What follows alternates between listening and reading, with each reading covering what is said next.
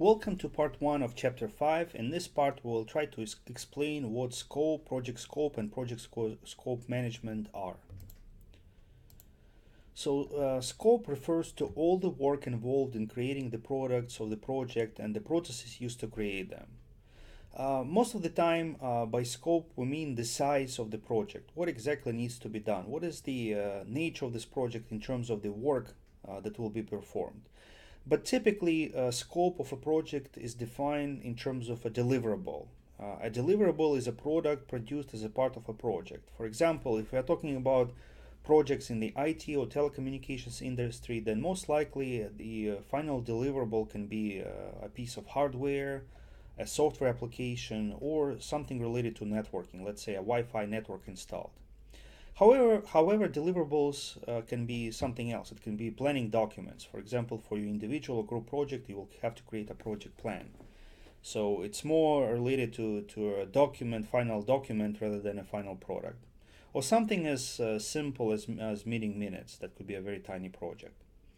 So scope, the size of the project, is typically defined in terms of the final deliverable. But sometimes it's also defined in terms of the processes, right? So for example, the end result of your project can be audit of student data or audit of customer accounts, right? So it's more like a process, meaning the final outcome of the project is a process, not a final deliverable in terms of a product, tangible product. Now, project scope management involves, as you can tell from the name, managing the scope or the size of the project. So it includes the processes involved in defining what scope is, what is the size of the project, what needs to be done, and controlling what is or not included in a project. So defining a scope for a project is not enough. You should also control the execution of that scope, and also you need to control what's being added or deleted from that scope that you initially agreed upon.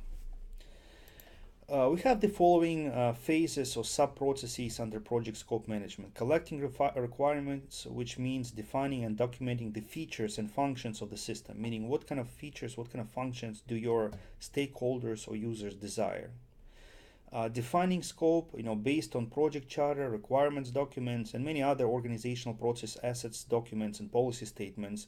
You'll create a scope statement, which is a very concise, maybe one paragraph statement of what your project is trying to accomplish. Creating the work breakdown structure.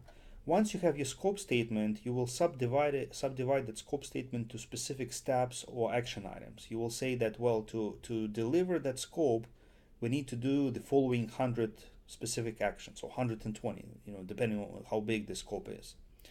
So verifying scope means formalizing acceptance of the project deliverables. So you create your scope statement, you create your work breakdown structure document, and then you need to share those documents with all the relevant stakeholders. So verifying scope means your stakeholders, they look at your scope statement, they look at your work breakdown structure, and they formally sign a particular document to signify their acceptance of the scope, meaning they agree that indeed this is what needs to be done as a result of this project.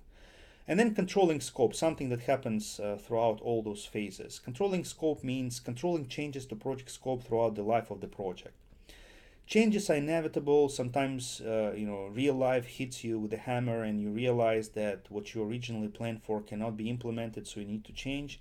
That is fine as long as you're doing changes to the scope in a formal controlled fashion. It cannot be like chaotic ad hoc change where people keep, let's say stakeholders, they keep bringing up different ideas and you just accept every idea that they come up with. If you do that, your project will be in a constant state of flux, of chaos.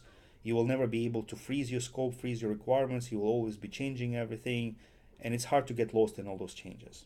So controlling scope, making sure that only important, valuable, relevant changes to the scope are included is very important.